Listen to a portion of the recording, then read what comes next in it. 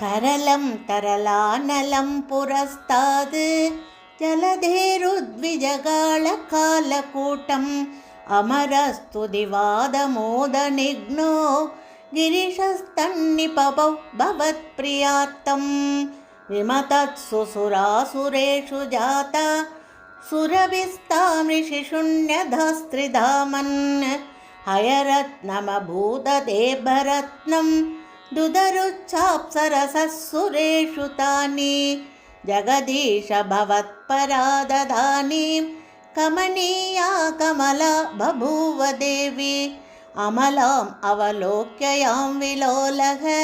सकलोऽपि स्पृहयां बभूव लोकः त्वयि दत्तहृदे तदैव देव्यै धृतशेन्द्रो मणिपीठिकां व्यतारीत् सकलोपहृदाभिशेषणीयैः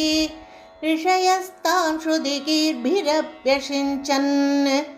अभिषेकजलानुपादिमुग्धत्वदवाङ्गैरवभूषिताङ्गवल्लीं मणिकुण्डलपीतचेलहार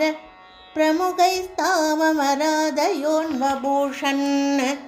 वरणस्रजमात्तभृङ्गनादां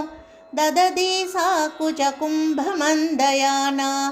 पदशिञ्चितमञ्जुनूपुरा त्वां कलिदव्रीळ विलासमाससाद गिरिशद्रुहिणादिसर्वदेवान् गुणभाजोऽप्यविमुक्तदोषलेशान् अवमृश्य सदैव सर्वरम्ये निहिता त्वय्यनयापि दिव्यमाला उरसा तरसा ममानितैनां भुवनानां जननीम् अनन्यभावां त्वदुरो विलसत्तदीक्षणश्री परिवृष्ट्या परिपुष्टमास विश्वम्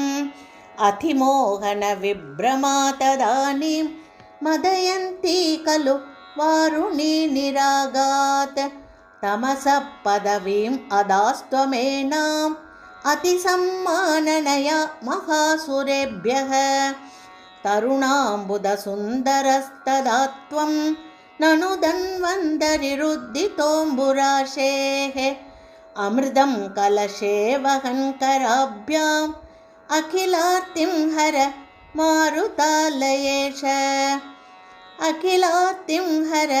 मारुतालयेश सर्वत्र गोविन्दनाम संकीर्तनं गोविन्द गोविन्द।